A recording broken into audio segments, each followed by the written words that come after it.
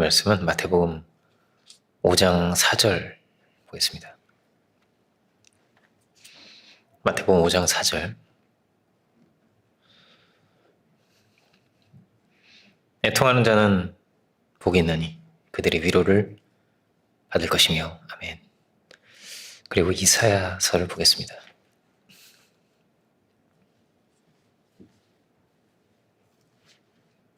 (1장입니다) 1장 2절로 4절까지만 제가 봉독하겠습니다. 하늘이여 들으라, 땅이여 귀를 기울이라. 여호와께서 말씀하시기를 내가 자식을 양육하였거늘 그들이 나를 거역하였도다. 소는 그 임자를 알고 나귀는 주인의 구유를 알건만은 이스라엘은 알지 못하고 나의 백성은 깨닫지 못하는도다 하셨도다. 슬프다, 범죄한 나라요, 허물진 백성이요, 행악의 종자요, 행위가 부패한 자식이로다. 그들이 여호와를 버리며 이스라엘의 거룩한 자를 만으리 여겨 멀리하고 올라갔도다. 아멘. 예수님께서 애통하는 자가 복이 있다, 이렇게 말씀하십니다. 애통하고 싶은 사람이 있겠습니까? 다 이렇게 기쁘고 즐겁게 살기를 기도하는 것이지 애통하고 싶다고 기도하는 사람이 있겠습니까? 그렇죠? 그런데 주님의 마음이 이런 마음이었을 것 같습니다. 애통하는 마음이죠. 하나님의 마음이 어떠한가, 이것을 예수님께서 우리에게 드러내 보여주시는데, 예수님의 삶을 통해서, 그 말씀을 통해서 보여주시는데, 이것이 마치 하나님의 마음이다 하는 것으로 우리에게 들려집니다. 이사야서도 우리가 봤죠. 이사야서가 시작을 이렇게 합니다. 하늘이여 들으라, 땅이여 귀를 기울이라. 이렇게 애통의 마음입니다. 이것이 마치 어떤 것 같냐면 자식을 잃어버린 부모의 심정과 같구나 하는 거예요. 탕자의 비유도 그렇죠. 아버지가 자신을 버리고 모든 재산을 다 가지고 가버린 그 아들을 간절히 기다립니다. 그가 돌아오기만을 간절히 기다리고, 그 마음을 이렇게 말할 수 있을 것 같습니다. 애통의 마음이라고. 그리고 그가 돌아오면 너무나 기뻐한다는 거예요. 너무나 기쁘고. 탕자의 형한테 하는 말이 있는데요. 그 말이 뭐냐면은 내 동생이 죽었다가 살아났다고, 이런 말이에요. 죽었다가 살아났다고. 죽은 아들이 살아난다니 얼마나 이게 기쁘고 감사한 일이에요. 그죠? 마치 그렇다는 것입니다. 죽었다가 살아났다고. 마치 죽은 것 같은 거예요, 탕자는. 근데 그가 다시 살아났다는 것입니다. 하나님의 마음이 마치 어떻다고요? 이렇게 자식을 잃어버린 것 같은, 자녀가 죽은 것 같은 이런 고통의 심정이었다는 거예요. 이것이 주님의 마음이었고 주께서 보이신 그런 세계였다 하는 것입니다. 하나님은 높은 곳에서 이렇게 막 지켜보시면서 막 두렵게 심판하시는 저 멀리 있는 어떤 그런 분이 아니라 진실하게 우리를 가까이 하기 원하시고 우리를 사랑하시고 그리고 막 애통하시고 안타까워하시는 그런 분이시다라는 거예요. 예수님께서 요한복음 10장에서 그렇게 말씀하시죠. 선한 목자는 양을 위해서 목숨도 버린다, 이렇게 말씀하세요. 양을 위해서는 무엇이든 하시고 생명까지도 다 하시는 분이시구나. 이것이 주님의 삶이었습니다. 우리가 이 땅에서 우리가 이렇게 살아가는데요, 하나님의 이 마음이 있는 거예요. 그죠? 하나님의 마음이 있는 것입니다. 하나님의 그 애통한 마음이 있고 우리를 향하신 마음이 있고 그 사랑의 마음이 있는 거예요. 우리 이 땅에 살아가지만 그 마음을 알고 그 마음을 헤아리고 살아가야 되는 것이죠. 그리고 우리도 막 이렇게 헌물을 드리고 제사를 드리고 이런 것이, 이런 가운데 중요한 것은 우리의 중심과 우리의 마음도 드려야 하겠습니다. 성경 보면 요셉이 나오는데 요셉의 길, 야곱의 길 다 어떤 길이었냐면요, 이렇게 말할 수 있습니다. 형을 잃어버린 거예요. 형을 잃어버린 것입니다. 야곱이 집을 떠나가고 요셉이 집을 떠나가서 마치 이렇게 유리하듯 살아갔지만 사실은 뭐냐면요, 형을 잃어버린 거예요.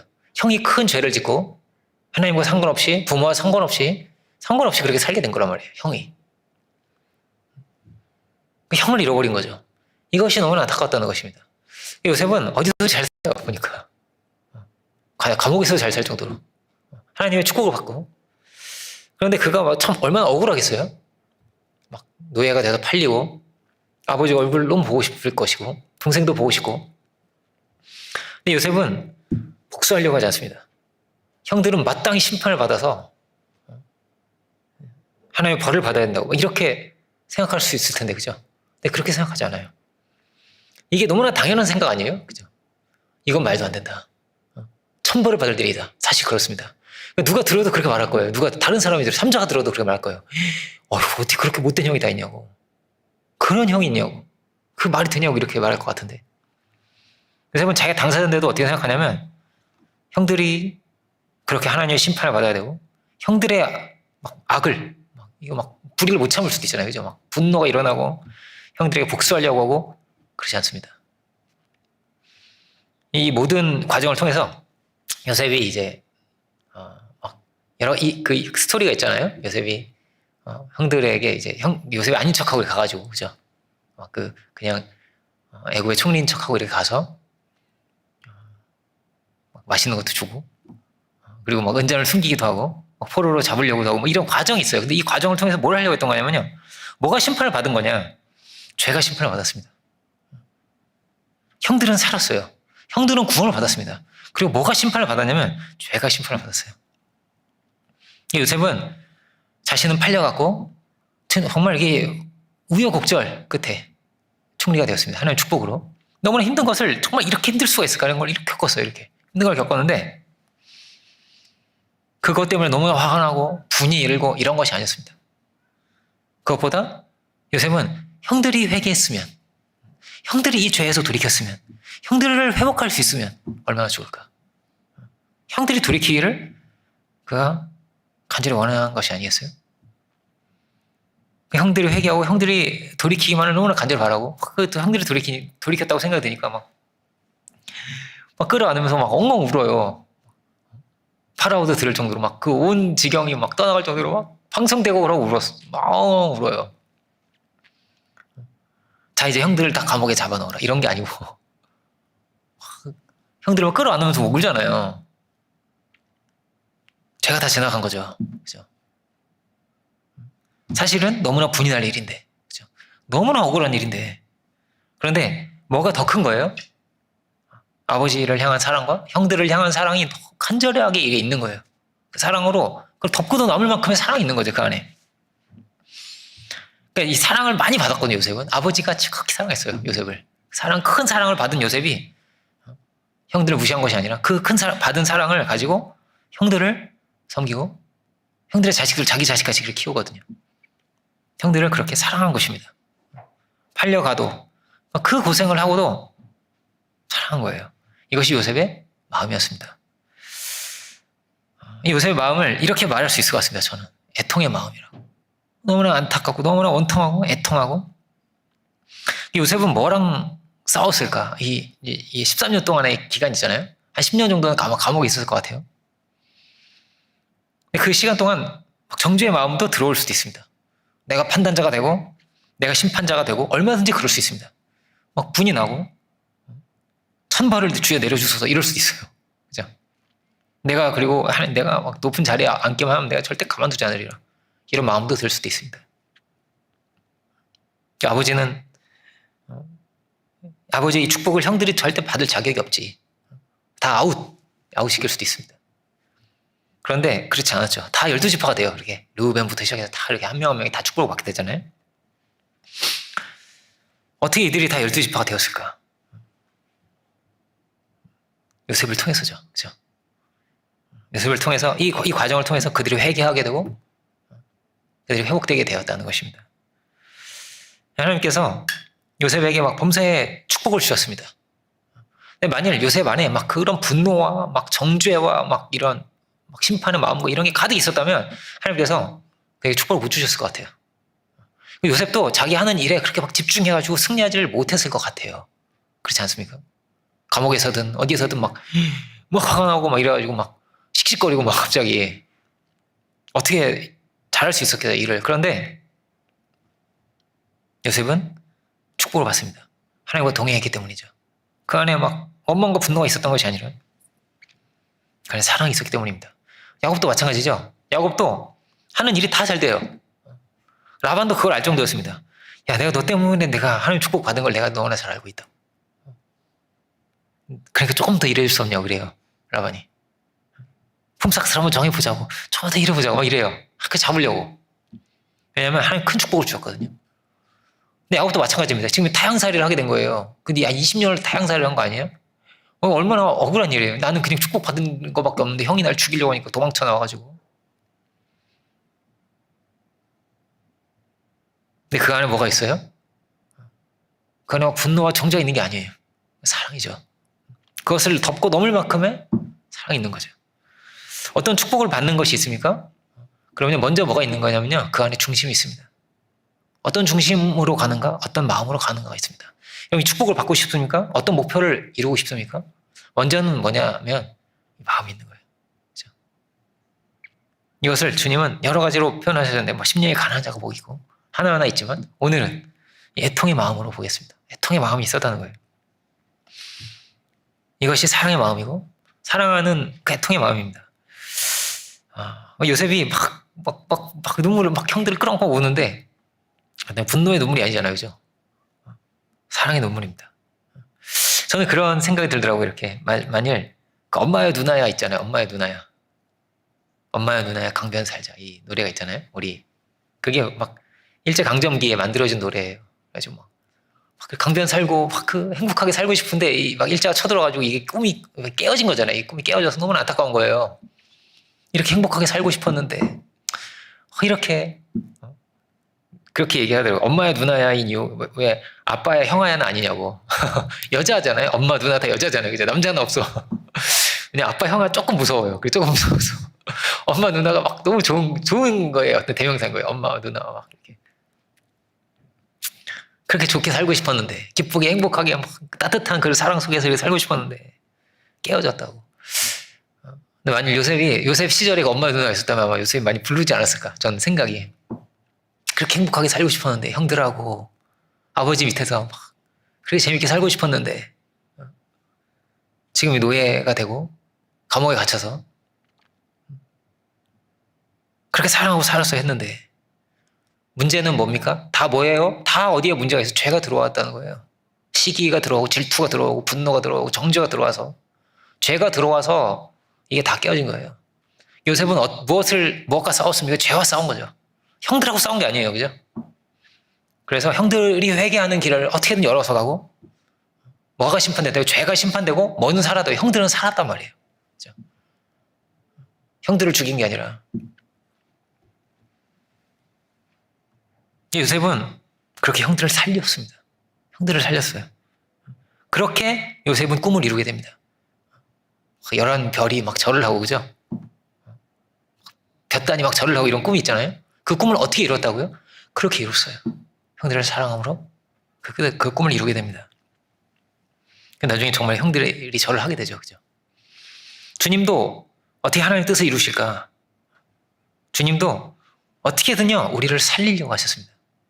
어떻게든 살리려고 하셨습니다. 그 제자들도요 막 정말 답답하고 이래도요 심판을 함부로 하지 않으셨어요. 그 발을 씻어주시면서 그 예수님께서 그 발을 씻은 그 장면이 정말 충격적인 장면인 거예요. 제가 뭐라고요? 최고의 상담이에요. 그게 최고의 상담입니다. 아무 말이 없어도 죄가 다 심판이 됐고 엄청난 사랑 속에서 다 회복이 되고 다 회개하게 되고 그 사랑을 누리게 되면서 그 사랑의 관계가 다 이렇게 다시 다 맺어지는 엄청난 자리가 되었습니다. 그렇게 섬기심으로 어떻게 해요? 우리를 살리려고 하신 것입니다. 우리를 살리려고. 그 고생을 하시면서 무시와 멸시를 받으시면서 우리를 살리려고 하신 거죠. 요셉도 뭐라고요? 그 사랑으로 그렇게 갔습니다. 그 사랑의 마음으로 갔을 때 다 복을 받았어요. 다 축복이 되었습니다. 보디발의 집도 복을 받고 감옥도 복을 받고 다 복을 받았습니다. 그가 꿈을 꾸고 꿈을 이루었습니다. 하나님께서 꿈을 주셨어요. 다른 여러 가지도 있겠습니다. 그가 총리 역할도 있었을 것이고 자식 결혼도 하고 자식도 낳고 여러 가지 사연이 있고 일이 있지만 그건요 굉장히 짧게 기록돼요. 그리고 정말 중요하게 기록되는 건 뭐냐면 그가 하나님의 뜻을 이루었다는 거예요. 그 하나님의 뜻을 이루었다. 그 사명을 이루었다. 그 꿈을 하나님께 주셨는데 그거 막 어린 나이에 그 17살 때 막 꿈을 했죠. 그 꿈을 하나님 주신 게 너무나 확실한 거예요. 비슷한 꿈을 2번 꾸잖아요. 그죠? 파라오도 비슷한 꿈 2번 꾸잖아요. 그죠? 그 꿈을 해석해 주는데 그 꿈을 이루었다는 거예요. 여기에 열심을 다하고 여기에 뜻을 두고 이것을 붙들고 그가 살아왔다는 것입니다. 그 뜻을 어떻게 이루었다고요? 그 사랑으로 이루어갔다는 것입니다. 그래서 형들을 다 살리고 형들을 살릴 뿐 아니라 애굽 온 땅과 그 지경을 다 살리게 된 것입니다. 온 천하를 다 살린 거란 말이에요. 그가. 그 길이 어떤 길이었냐면 희생의 길이었습니다. 힘든 길이었습니다. 억울한 길이었습니다. 종된 길이었습니다. 13년을 그 고생을 하고 종살이를 하면서 하나님의 뜻을 이루었습니다. 그 한때를 하나님께서 드디어 이렇게 주셨다는 거예요. 이렇게 왔을 때 하나님께서 드디어 주셨다. 주님은 애굽과 그 막 지경을 살리신 것만이 아니죠. 주님은 이 온 세계를 다 살리신 거죠. 이 한국 땅까지 복음이 오게 된 거잖아요. 예수님은 발을 씻으시고 종이 되어 섬기실 뿐 아니라 예수님은 죽으셨죠. 그죠? 요셉은 죽진 않았잖아요. 주님은 죽으셨습니다. 대신 죽으셨습니다. 옛날에는 그런 게 있었습니다. 그러니까 돈을 받고 형벌을 대신 받아주는 거. 어떤 부자나 양반이나 지체 높은 사람이 곤장을 받게 됐어요. 곤장을. 그러면 대신 맞아주는 거예요. 돈을 받고. 큰 돈을 받고 대신 맞아주는 겁니다. 천한 사람이 귀한 사람을 위해서 맞아주는 거예요. 천한 사람이. 더 귀한 사람이 맞을 수는 없지. 그건 안 되는 거예요. 말이 안 되는 거예요. 그죠? 천한 사람이 맞아주는 거예요. 돈을 받고. 그것도 돈, 대가 없이도 아니에요. 반드시 돈을 받고 맞아주는 거예요. 큰 돈을 받고. 나는 죄는 없어. 죄는 맞는 것만 맞아주는 거예요. 죄인이 되는 건 아니야. 죄는 없는데 난 불의하지 않아. 난 절대. 맞는 것만 대신 맞아주는 거예요. 불명예는 여전히 있는 거고 그게. 그죠? 이게 흥부전에 나와요. 흥부가 그렇게 맞았다는 거예요. 맞아주고 가족들 많으니까 살리기 위해서. 지체 높은 사람을 위해서 혹은 내가 존경하는 사람을 위해서 희생할 수도 있습니다. 이순신 장군을 위해서 이순신 장군의 부하가 막 대신 총을 맞아줬다거나 이럴 수도 있잖아요. 그죠? 우리 장군님을 지키기 위해서 이럴 수도 있잖아요. 근데 이 반대인 일은 일어나지 않아요. 죄인을 위해서 의인이 희생할 수는 없어요. 말이 안 되는 거예요. 그죠? 높은 자가 낮은 자를 위해서 대신 받아줄 수 없어요. 그런 일이 일어납니까? 일어나지 않는 일인 거란 말이에요. 있을 수가 없는 일인 거란 말이에요. 사자가 양을 위해서 맞아주겠습니까? 물려주겠습니까? 그 말이 되겠습니까? 그런데 이것이 하나님의 사랑이었다는 거예요. 아들이었거든요. 그 죄인이 아들이었거든요. 그 죄인을 살려야 했거든요. 예수님의 가신 길이 얼마나 안타까운 애통의 마음이었을까. 요셉이 형들을 향한 그 마음과도 비할 수 없는 거죠. 간절한 마음으로 죽음의 자리에 있는 자들을 어떻게든 살리고자 하는 간절한 마음으로 주님 가셨습니다. 그 주의 길을. 얼마나 주님의 길이 진지했을까요? 애통하는 자가 복이 있대요. 애통하는 자가. 세상이 다 웃고 희희낙낙하고 낄낄깔깔해도 이 세상에 웃을 수 없는 사람이 있는 거예요. 진지할 수밖에 없는 사람이 있는 거예요. 만일 자식이 백혈병에 걸렸어요. 예를 들어서 죽을 병에 걸렸어요. 코미디가 보이겠어요? 그 웃는 소리가 들리겠어요? 그럴 수 없잖아요. 주님의 길이 그런 것입니다. 웃을 수 없는 길을 가신 것입니다.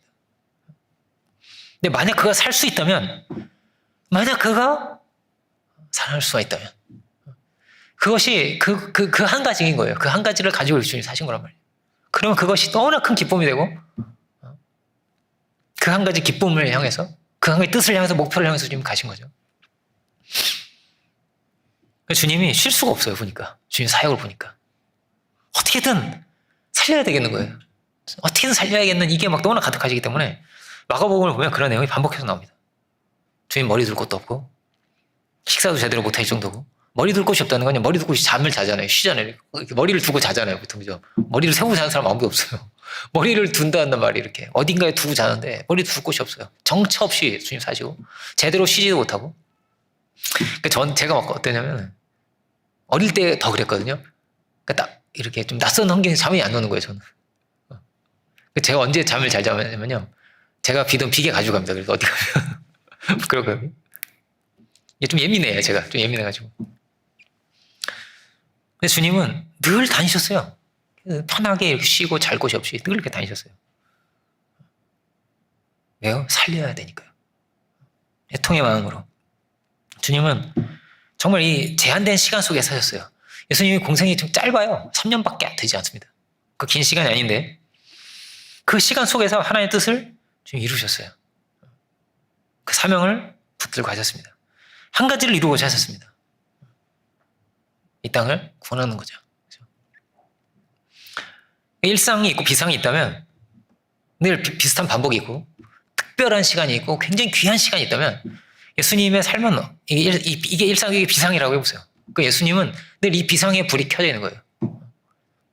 응급차가 막 빨간불 깜빡깜빡 하잖아요. 그죠? 레드 얼라시 완박완박 하는 거란 말이에요. 그게 막 삐양 하잖아요. 그죠? 이게 주님 안에는 늘 있지 않았을까? 그때를 향해서, 초점을 향해서. 주님의 시간이 이렇게 말할 수 있습니다. 좀 다른 시간인 거예요. 같은 시간이 아닙니다. 어떤 사람 똑같이 주님하고 주님 옆집에 사는 사람이 있다고 생각해 보세요. 마리아 옆집에 사는 사람도 3년을 살았어요. 똑같이 그 시간에, 동시간대에. 그런데 예수님의 시간은 같은 시간이 아닙니다. 정말 좀 다른 시간을 사는 거예요. 그죠? 굉장히 특별한 시간을 살았습니다. 성경에서 이거를 카이로스라고 합니다. 특별한 시간, 그 시간, 구별된 시간, 매우 귀한 시간, 이거를 카이로스라고 합니다. 같은 시간 속에 살아도 다르게 사는 거예요. 왜 귀하다고요? 하나님의 뜻을 이루며 사셨기 때문에. 사명을 이루며 사셨기 때문에. 생명이 있고 사명이 있는 겁니다. 그러니까. 생명과 사명 중에 뭐가 더 귀하겠어요? 예수님은 사명을 선택하신 것 같아요. 생명은 어떠냐? 소모됩니다. 사라지고 끝이 납니다. 반드시 끝이 옵니다. 그런데 남는 게 있습니다. 영원히 남는 게 있는데 그게 뭐냐면 사명입니다. 사명이 영원히 남습니다. 그러면 이 사명이 너무나 중요합니다. 요셉은 한 110살 살았습니다. 근데 이거 별로 중요하지 않아요. 살고 죽었더라는 굉장히 짧게 기록되어 있고요. 뭐가 어디까지가 중요했냐면요. 형들을 회복하는 데까지가 중요했어요. 거기까지가 중요했습니다. 만약 요셉이 한 1000살 살았다고 해보세요. 똑같이 기록됐을 거예요. 1000살까지 살고 죽었더라. 이렇게. 그 더 이상하게 더 할 말이 없을 거고. 그게 정말 중요했거든요. 요셉이 한 1000살 살았어도. 그 요셉이 자식을 한 50명 낳았어도. 사명을 만일 이루지 못했다면요. 그게 별로 소용이 없습니다. 별로 의미가 없습니다. 그런데 우리도 그렇습니다. 우리도 생명이 있고 시간이 있고 사명이 있습니다. 우리는 이 시간 속에서 무엇을 이루어가야 할까? 5년 뒤에 우리는 어떤 모습이 되어 있을까? 10년 뒤에 어떤 모습이 되어 있을까? 10년 전에 우리는 어떠했을까? 이런 생각을 해보면 어떨까요? 내가 이룰 수 있는 최대치는 얼마큼일까? 내가 이룰 수 있는 최대치는 무엇일까? 얼마큼의 꿈을 내가 꾸면 될까? 얼마큼의 꿈을 내가 꿀 수 있을까? 하나님은요, 굉장히 큰 꿈을 주신 거거든요. 이렇게 큰 꿈을 주신 거예요. 요셉에게. 우리 공동체도 큰 꿈을 꾸고 있는 것이 아니겠습니까? 그런데 어떤 마음으로 내가 어떻게 시간을 보내고 어떻게 사느냐에 따라서 우리의 미래가 달라질 것입니다. 우리가 맺는 열매가 달라질 것입니다. 제자들이 성령을 받고 달라졌습니다. 변화되었습니다. 근데 이걸 이렇게 말할 수 있습니다. 같은 시간 속에 살지만 질적으로 달라졌습니다. 먼저는 예수님 만나고 달라졌죠. 예수님 따라다닌 그 3년의 시간이 얼마나 귀한 시간이었겠어요? 그런데 성령을 받고 나서 또 달라졌습니다. 다 뭐냐면요. 질적으로 다른 시간을 살게 됐습니다. 그 시간을 통해서 역사가 바뀌었습니다. 로마의 역사가 바뀌고 유럽의 역사가 바뀌었어요. 그 목수를 통해서, 그 어부를 통해서, 그 세리를 통해서 바뀌었어요. 하나님이 일하시는 엄청난 시간이 되었습니다. 그 시간이. 대단한 능력자도 아니에요. 엄청난 사람들, 배운 사람들도 아니에요. 그냥 그 사람들이 그냥 부족한 사람들이었습니다. 그런데 하나님이 일하시는 시간이 됐어요. 사명을 이루는 시간이 됐어요. 다들 뭐냐면 이 세상에 무엇을 먹을까 입을까 자기 생각만 사고 살거든요. 이 세상에. 근데 이 사람들은 하나님의 뜻을 붙들고 살았어요. 사도 바울이 아마 더 그랬을 것 같아요. 다른 제자들도 있지만, 어부 제자들도 있지만 사도 바울은 막 결혼도 안 했죠. 결혼도. 베드로는 그래도 결혼도 하고 자녀들도 있고 그랬는데 바울은 더 그렇게 살았습니다. 정말 표대지향적, 목표지향적으로 살았어요. 이들의 삶은 어떤 삶일까를 생각해 보게 되었습니다. 주님은 열매를 맺기 위해서는 깨끗해야 된다 이렇게 말씀하시거든요. 깨끗게 하신다고 하세요. 포도가 있으면 가지를 치는 걸 깨끗게 한다고 그래요. 유대인들에게는. 가지가 많으면은 에너지가 다 분산이 돼가지고 열매 맺는 한쪽으로 못 가요. 그러니까 여기도 열매 맺고 여기도 열매 맺고 다 할 수가 없어요. 다 할 수가 없고 다 잘라내고 요걸 이렇게 이쪽으로 영양분을 보내는 거거든요. 그게 가지 치는 거예요. 그게. 괜찮은 거 하나만 남기는 거라면 다 없애버리고. 그냥 가지를 치지 않고 내버려 두면요. 다 열매 맺을 수 없거든요. 말하자면 단순해지는 거예요. 담백해지는 겁니다. 그래서 시간이 흐르고 나면 사명이 남았다는 거예요. 그렇게 사명이 남았다는 겁니다. 그러니까 이것도 잘하고 저것도 잘하고 이것도 좋고 저것도 좋고 모든 면에서 다 잘되고 다 잘하는 것이 아니라 이들은 사명 중심으로 살았다는 거예요. 인생을. 하나님께서 그들을 통해서 이 역사를 바꾸셨다. 어떻게 바뀌었을까요? 너무나 많이 바뀌어서 어떻게 말로 다 할 수 없을 만큼 바뀌었죠. 우리가 잘 아는 소설, 우리가 잘 아는 클래식, 빅토르 위고의 레미제라블이라든지 좋은 소설들이 얼마나 많아요. 부활이라든지. 부활도 굉장히 유명한 토스토예프스키인가요? 맞나요?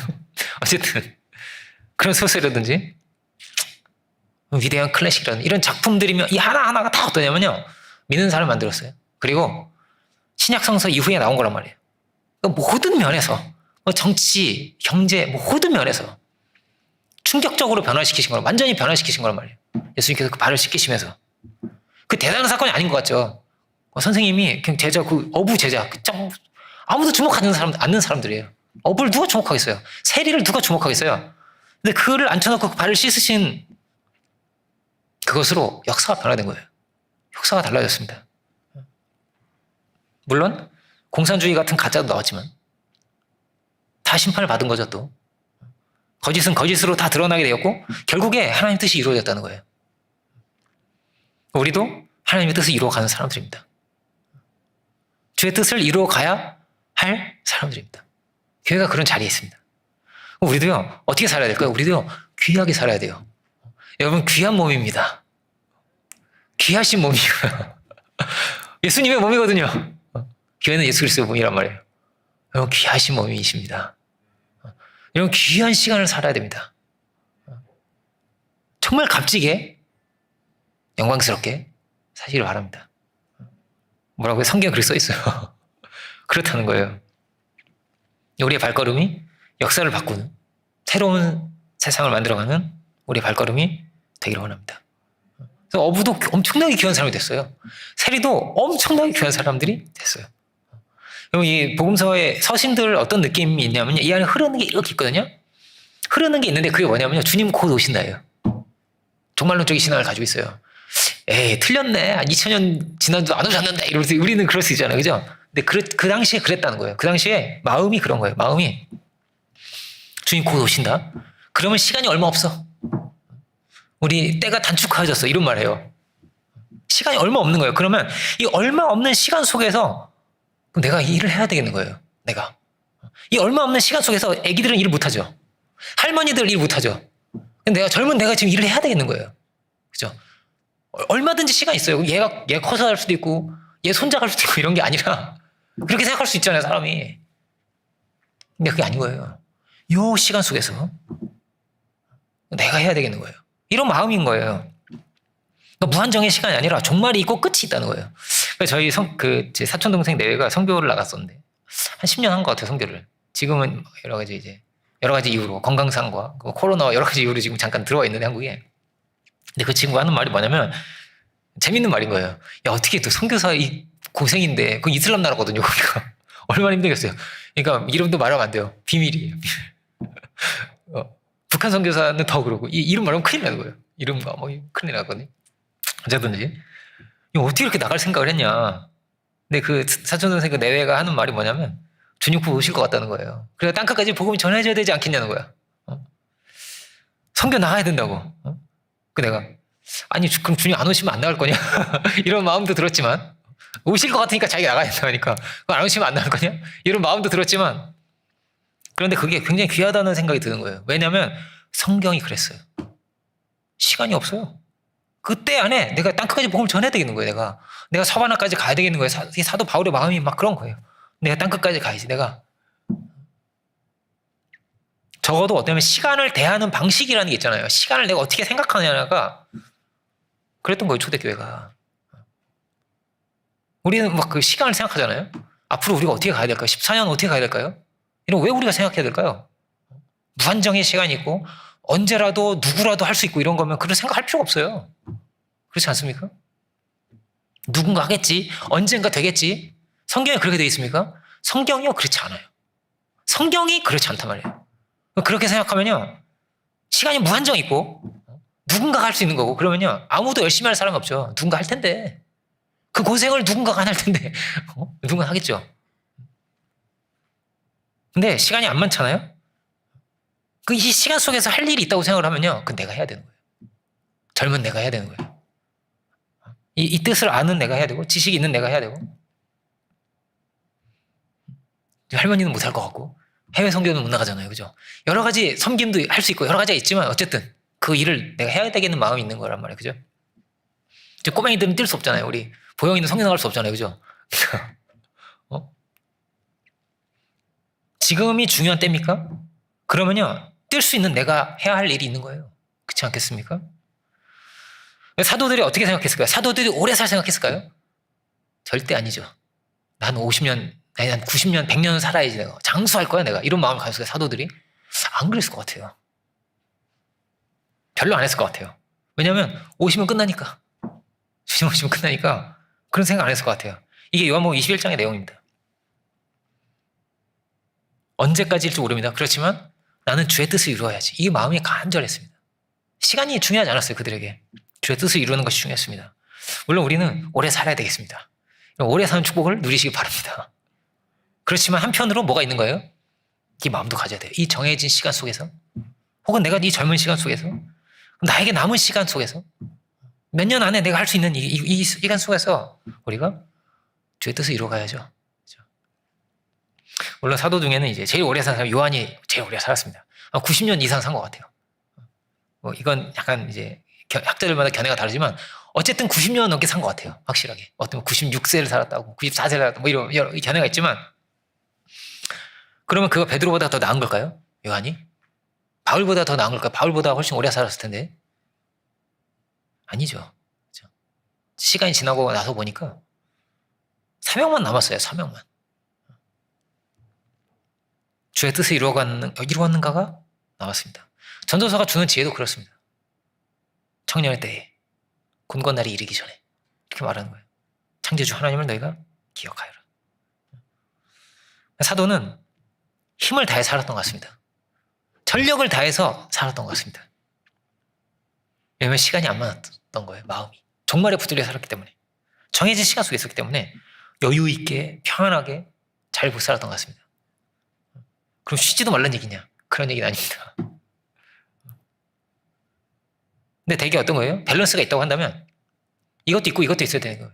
6일 동안 힘써 일하고 하루는 쉬어라. 이렇게 돼 있는 거 아니에요? 그죠? 근데 무엇에 힘써야 될까요, 우리가?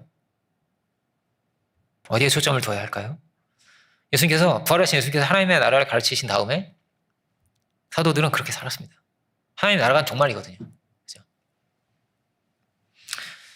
오늘날의 교회가 이 면에서 초대교회 같은 느낌일까요? 저는 그렇게 생각하지 않습니다. 이 면에서 굉장히 나이브할 것 같아요. 제가 볼 때는. 언젠가 오겠지, 누군가 하겠지. 대개는 그렇게 생각할 겁니다. 그런 이들이 많을 겁니다. 제가 군대에 있을 때 군종 목사님이 괜찮은 분이었어요. 굉장히 은혜롭기도 유명하고 사역도 굉장히 성공적으로 하시고 군대 교회에서 군종 중에 최고 높은 사람이 대령이에요. 근데 그분이 이제 중령진이라고 중령 진급할 분이었습니다. 그러니까 굉장히 높은 거죠. 거기에 이제 별 3개인 분이 오셨거든요. 별 3개 오신 분, 별 3개 분이 늘 왔어요. 스타가 들어오면 막 조용해집니다. 교회가 쫙 이렇게. 그때는 군대 교회는 그렇거든요. 근데 굉장히 괜찮은 분이었습니다. 근데 이제 제가 전역할 때쯤에 한 병장쯤 됐을 때 그분이 계시록을 강의하신다는 거예요. 그래서 제가 막 굉장히 왜 내가 전역할 때 하시냐. 너무 안타까운 거예요. 아쉽다. 내가 이등병 때부터 쫙 하셨으면 내가 많이 들었을 텐데 내가 이런 마음이 좀 안타까웠어요. 그래서 한 3-4살이었던 것 같아요. 그때 제가. 조금 군대를 늦게 갔습니다. 그런데 처음 설교 이렇게 하시는 거예요. 수천 년 뒤에 일어날 일이지만, 수천 년 뒤에 주님 오실 거지만, 제 안에 이런 마음이 들었습니다. 안 들어야겠구나. 이런 마음이 들었습니다. 좀 죄송하지만. 왜냐하면 성경에 그렇게 써있지 않거든요. 쓴 사람이 그렇게 안 썼어요. 쓴 사람이. 속히 오시옵소서 그렇게 썼어요. 마음이 그렇게 썼단 말이에요. 마음이.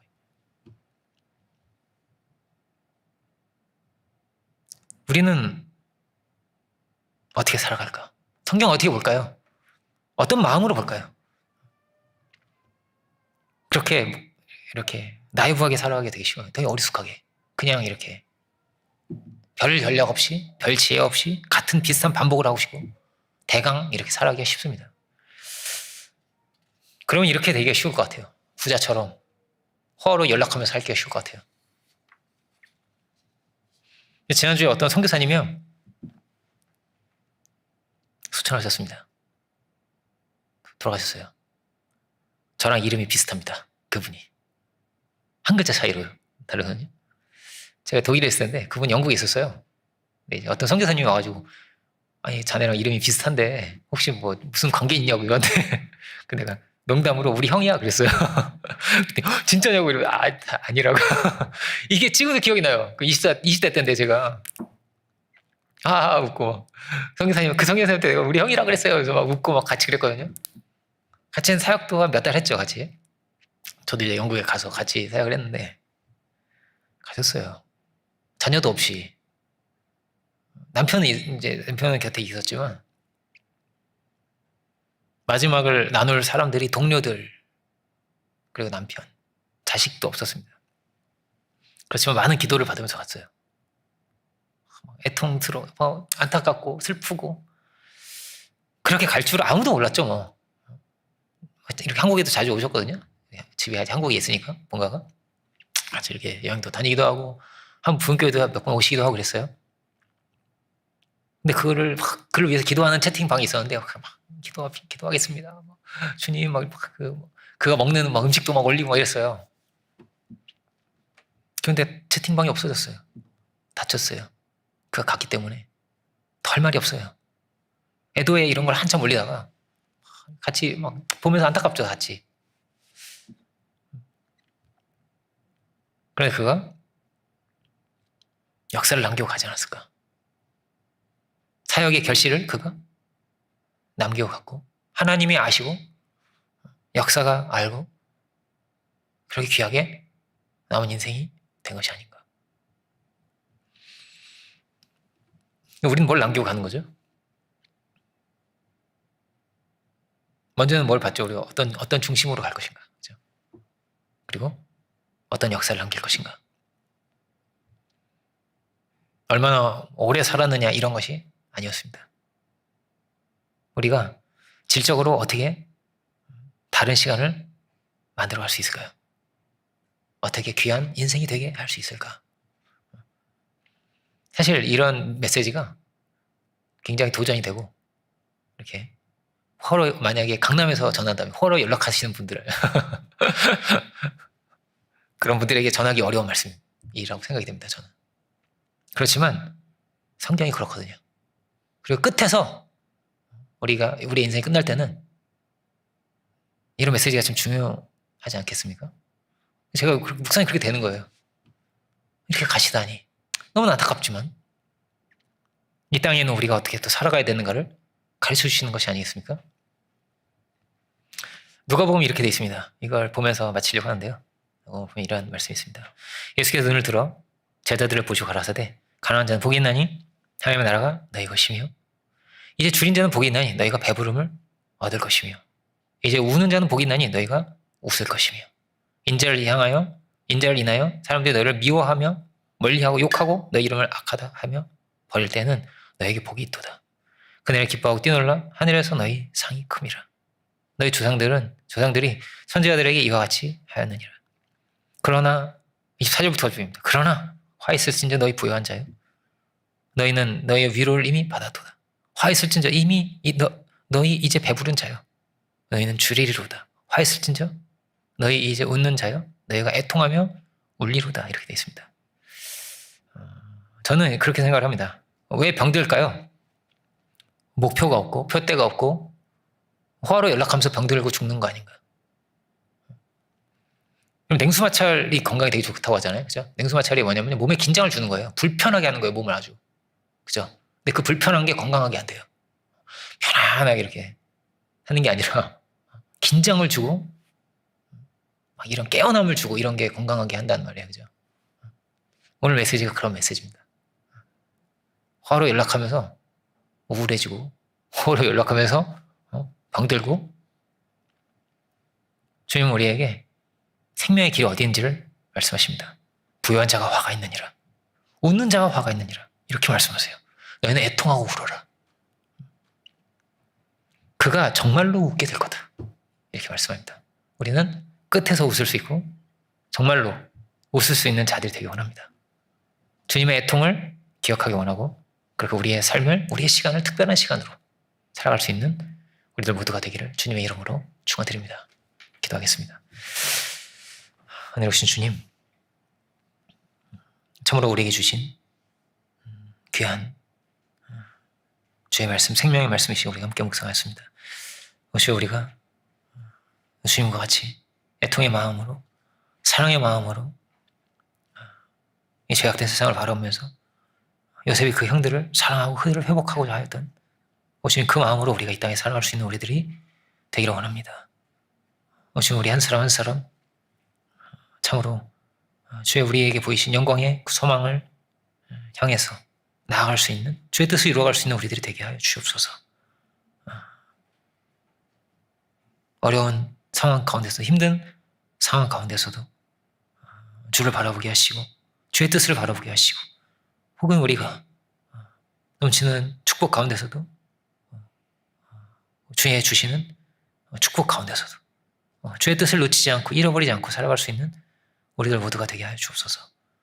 참으로 이 땅 가운데 당신의 그 영광에 그 소망을 그 귀한 뜻을 이루신 주님과 같이 이 사도들의 길과 같이 어찌 우리가 두려운 마음으로 살아가게 하시고 당신의 귀한 뜻 온전히 이루어갈 수 있는 우리들 다 될 수 있도록 그런 교회가 될 수 있도록 우리의 가정들이 될 수 있도록 주여 축복하여 주시옵소서. 그 시간에 감사드리고 모든 영광을 주님께 올려드리기 원하올 때 예수 그리스도 이름으로 기도 올립니다. 아멘. 이 시간